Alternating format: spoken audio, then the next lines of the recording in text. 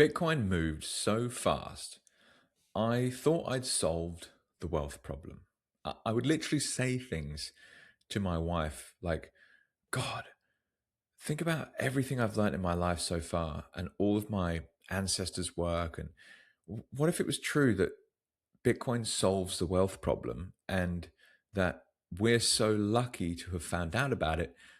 A bunch of seemingly unconnected things all lined up to go, oh, this thing has value. And it was a wonderful place to experience. But in hindsight, it was very similar to the story, and I think it was Icarus who flew too close to the sun. And what I didn't realize is that I was in uncharted territory. I was overexposed. I was taking more risk than I realized. But the upshot, of course, is lots of learning. And my balance sheet today versus 12 months ago is, in some ways, it's a horror show. It's like, oh my God, what just happened? But if I was to somehow have a metric for intellectual capital and the way that I now think as a result of having gone through a large drawdown, it's like, okay, well, intellectual capital is up hugely. It's a small win in a sense. But here's the deal. So mid 2023 through to mid 2025, the purchasing power of my investment allocation, it grew so fast that it was like, well, it's economically unnecessary to exchange 50 hours a week for a salaried job versus making money from investment decisions. And that was a fascinating, incredible, unbelievable feeling. In 2024 in particular, the speed of growth of value of my asset stack was more impressive than the best performing Wall Street hedge fund. And I was like, well, I've killed it. This is incredible. I can homeschool my kids. We can go on holidays. We can live in nice properties, buy nice clothes. And it's not that those things weren't possible before, but everything was getting more affordable all around me. I'm like, this is incredible. This is deflation. And it's not that it was wrong necessarily, but there were some key pieces of the puzzle that I was missing. And that's what I'm going to cover in this podcast episode today. So the mistake that I made was I was asking Bitcoin to do every financial job in my life. And I'm going to go on to explain what that means. So it's really like, whew, I got burnt big time in the last 12 months. And this is a story as to at least one of the pieces of information that wasn't previously available to me now coming out and going, okay, I really like how I now think. And this is something I'm going to apply and use for the rest of my life. So 12 months ago, what are we, July now? So we were basically pumping into the all-time highs. I had a price target of 150,000 Aussie dollars per Bitcoin, August 2025. So we were just hitting the timeline. We'd already hit the price target. It was like, okay, cool. I'm going to take some profits off the table. And oh my God, do I wish that I'd had how I now think about things in mind then, because it would make a big difference today. But fast forward 6 months from that, and it's suddenly Feb of 2026, and the Bitcoin price has absolutely crumbled, and we've gone back down to 60K-ish. And I was like, whoa, I thought it would be like a bear market, but I really didn't think it would be this aggressive and this fast. It just happened so quick.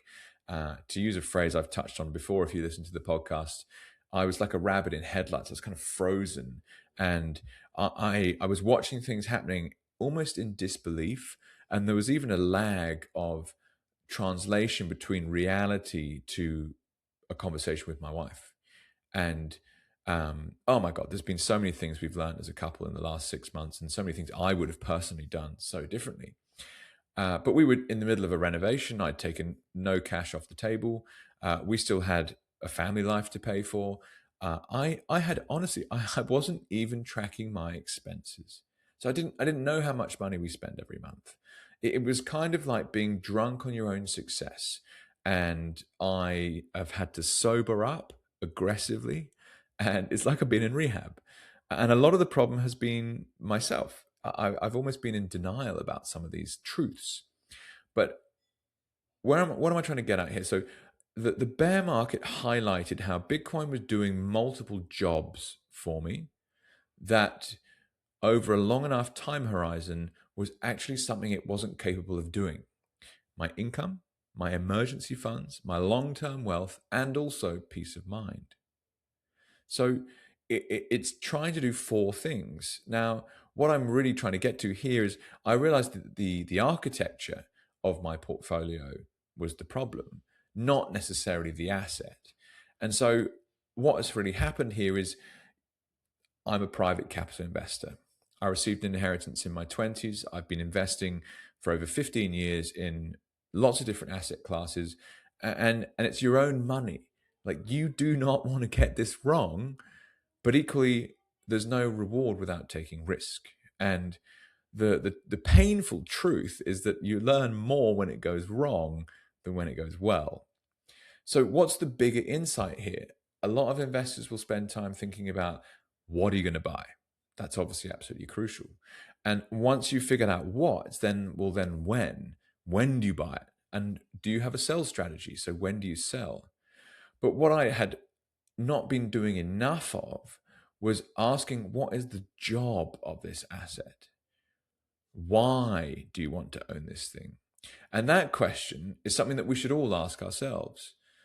And so let me get to this now, this concept of the four jobs that I actually need from my investment portfolio. And this is like, this is true capital allocation conversation. And if you have listened to the podcast in the past, I like thinking about capital at a very, very high level: humanistic, intellectual, financial capital.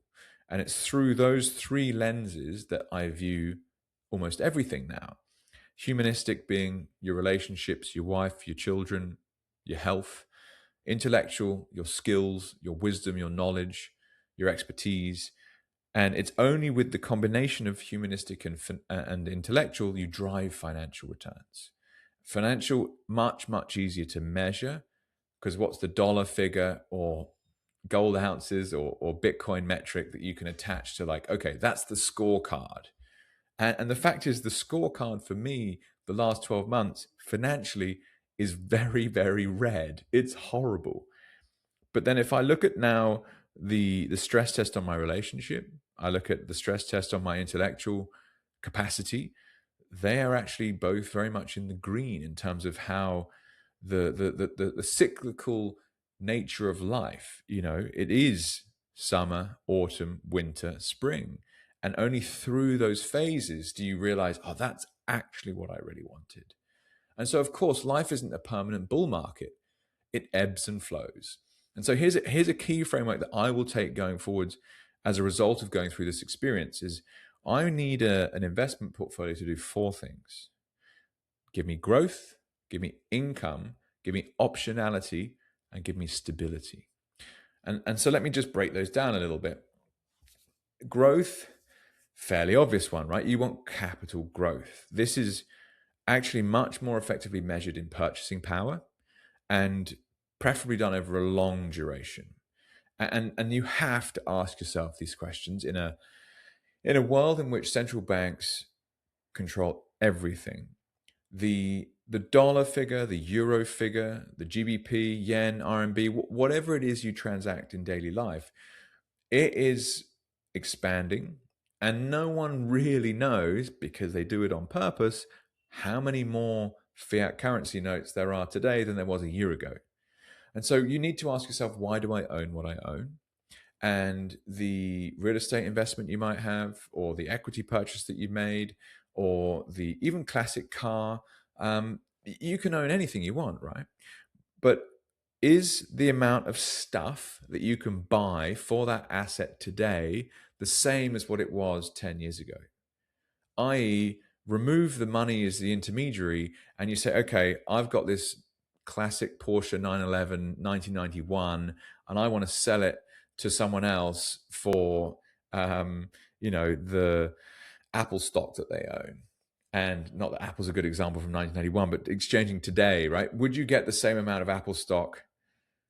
That's actually, as I think about it, this is a really bad example, but it shows you the importance of money, right? Money is the middleman, the measuring stick in between every single trade. 50% of everything we do in trade is actually money.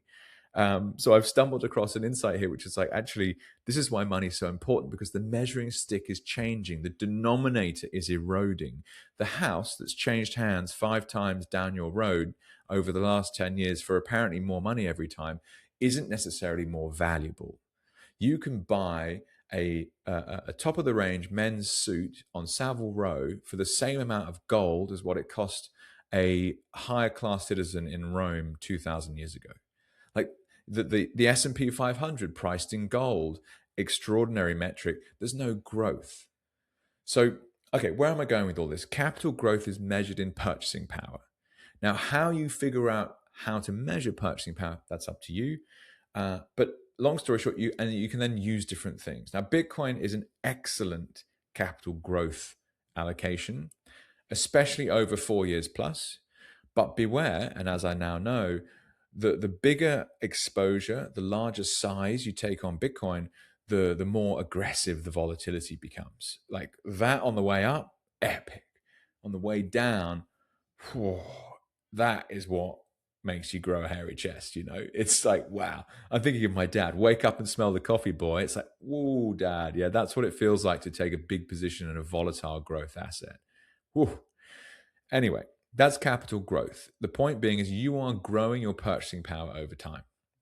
Next, number 2, income. Cash flow, money through the front door. However you want to generate it. Could be through full-time job with a salary, could be through some kind of business, could be through some kind of real estate yield, so some rent, could be through a dividend yielding stock, it could be through something I've more recently been looking at is some of the ETFs you can purchase that are professional options traders, and they can create extremely good returns on an annual basis, but the net asset value is eroding on the back end. So there's no capital protection. You get high income, but slow erosion of capital. Now, everything is, of course, a trade-off. That's income. This is the area that for me is the number one lesson from this year that I was missing, is if your family's month-to-month expenses are covered by income-generating assets that you're in ownership of, again, through a job or through some kind of business you might own, then the volatility of your investment portfolio is less relevant because you're not using that investment portfolio to pay for life. And so cash flow is a natural hedge against the volatility of an income of an investment portfolio. Huge lesson for me that it's one of those funny things. On the way up, you want as much Bitcoin as you can. And like I said at the start of this podcast, it didn't make economic sense to exchange 50 hours of my week when I just made 10 times the salary I could get in a year in a couple of months. Like it was a mind-blowing experience. It's like, hang on, that's like 10 years of work. Whew, that is extraordinary growth. But with extraordinary growth has become extraordinary contraction. Now, am I more bullish than ever on Bitcoin? Yes. Is now a great time to buy in and around 60K US dollars? Absolutely yes. Do I have cash flow to start chipping away at that buy opportunity? No. Was I a forced seller because I required income at prices that I knew were a buy, not a sell? Yes. Is that a fail? Yes. Is that a big lesson for the future? Yes, of course it is. I think you get the point. Income is a key job that my capital is required to do. And I was missing that piece. And in the future, like I'm never not going to be creating income. Like I have been figuring out different angles and how to do it. Haven't yet quite touched on what's going to be the best choice. I've been looking at full-time work again, and I have been looking at selling digital products, and I've been looking at even potentially purchasing a business from a retiring Australian. There's lots of different angles. I am sure I will explain in the future what I end up going with. But number 3, optionality. Another way of saying this is liquidity. So cash, maybe you have a good access to credit. just generally available capital. So it's sitting there. It's in some ways this is your savings account. Um, it's for surviving. It's for just keeping you just chilled. It's like, no, that's we've got 24 months of runway sitting in the bank, and if we needed to spend it tomorrow, we could. It's not super volatile like Bitcoin. Like I literally was sitting on Bitcoin thinking that was my emergency healthcare funds if you needed those. And whilst that was good on the way up, on the way down, it's like everything just got twice as expensive. Going back to the renovation I mentioned, my renovations cost me twice more Bitcoin than I expected. Disaster. And the big lesson there being, if you're going to take a big Bitcoin position and you're considering a large capex in the real world, if you don't feel rich enough to do it right now, i.e., sell the Bitcoin right now to pay for the renovation or pay for whatever it is you're thinking, then actually you're not wealthy enough to do it. It's not like, don't go, okay, I'm going to renovate in 6 months' time and I'm going to pay for it in Bitcoin then. It's like, no, take the money off the table right now, sit it in a bank and get it ready to pay out whatever you need to pay. So optionality, this is flexibility, right? And the final one, and it's very similar to optionality, I call it stability. But this is much more around the role that I now play as a father with 3 kids, which is obviously as a provider, but also more of a mentality of anti-fragility, to use a good phrase, but more simply durability, calm, and essentially what happened the last 12 months is the volatility of Bitcoin got in the family home. And from that experience, I do not recommend it.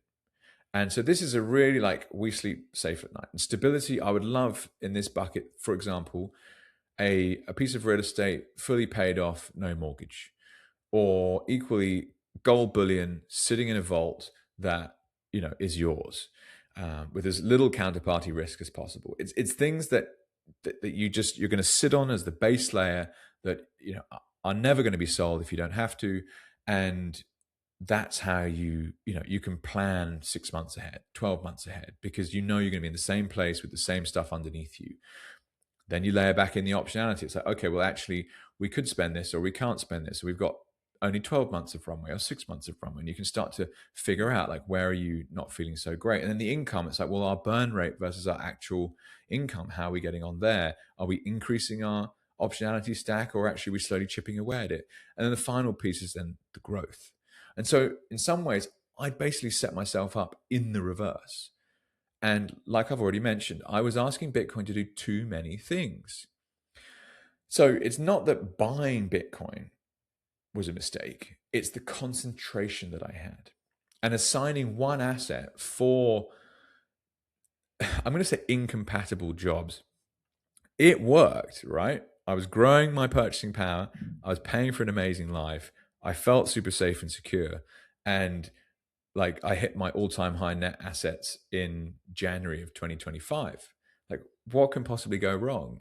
18 months later, that's what happens. Bitcoin chops in half. You've got overexcited and your lifestyle's got more expensive. You've bought lifestyle assets. So my safety move in this time last year was, I'm going to buy a house for us to live in. We've been moving around for 4 years, renting, very, very stressful. I think we moved house 20 times or something. And it was all justifiable because we had this great Bitcoin investment that just paid for everything. And then suddenly it wasn't a great investment. It's like, was it all worth it? And like I mentioned, it brings into highlight, what is it that I really want? And this is what I would prefer to have, right? Is a much cleaner balance sheet of, like, these are the jobs, these are how they're being covered. Okay, cool. Now we can start to think about things that are more adventurous. Throw in the mix, I actually took some leverage to buy that real estate. That leverage now looks very risky because instead of being only kind of 10 or 20% of my net assets, it's now, if I had to pay it back tomorrow, over 50%. Now, it's still on an okay loan to value ratio with the real estate itself, so that's okay, but it's only a 2-year long high interest loan because I didn't have a job. I was taking a loan against my assets, and it's like, Another lesson, like taking on liquidity at the top of a bull market, taking on debt at the top of a bull market, in hindsight, I could have bought it outright, and that would have been a much better move. An even better move on top of that would have been, okay, I'm going to take profits off the table because I've hit my price target and I've hit my duration. And that is going to then funnel into less volatile income generating assets. And therefore, you would be able to cover your rent, you'd be able to cover your lifestyle expenses, and you could start thinking about where else to reallocate into with those bases covered. So those are, my friend Andreas, shout out to Andreas if you ever listened to this, but Captain Hindsight is the best investor. And so, what are the things that you wish you'd done? Write them down, because next time we hit a bull market, whether it is 2028, I don't know, we're going to see, or 2027, we're going to see an outrageous new all-time high set. And when that happens, it's about coming back to these moments, the dark depth of the bear market, and going, oof, I wish I'd done this, I wish I'd done that. And thinking about that, and okay, when we next get into that position, almost like a battle, right? You might have a military position, a hill. You take that hill, you hold it for a period of time, and you push the enemy back. And then actually, they really want it, and you didn't have strong enough supply lines, and they retake the hill, and you have to retreat back to where you were before. And it's kind of similar here with investment allocations and capital growth and purchasing power and wealth management. It's like you want to get back on top of that hill, but next time make sure you don't ever give it back.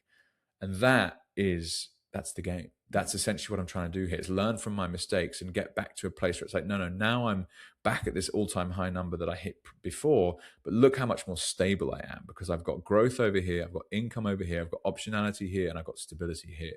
Bang. That's the role I'm going to try and get to. And so where am I going with this? It's the mistake wasn't buying the Bitcoin. The mistake was the overexposure, the concentration. And it was assigning one asset for incompatible jobs in hindsight because of the volatility. Like if Bitcoin just carried on going to the moon the whole time, then I wouldn't be having this podcast, right? But that volatility inevitably means that using it for your savings account or using it for cash flow is not a good idea. And so I got confused, and that's created huge stress in the family home and in the investment portfolio itself. So it's like a building, right? You want the foundations, the frame, the roof, the plumbing. Each one has a purpose.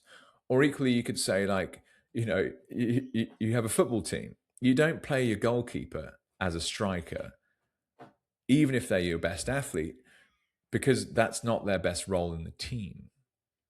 A ship, the engine is for propelling, the anchor is for stopping. You don't say, right, we're off, guys, and put the anchor down.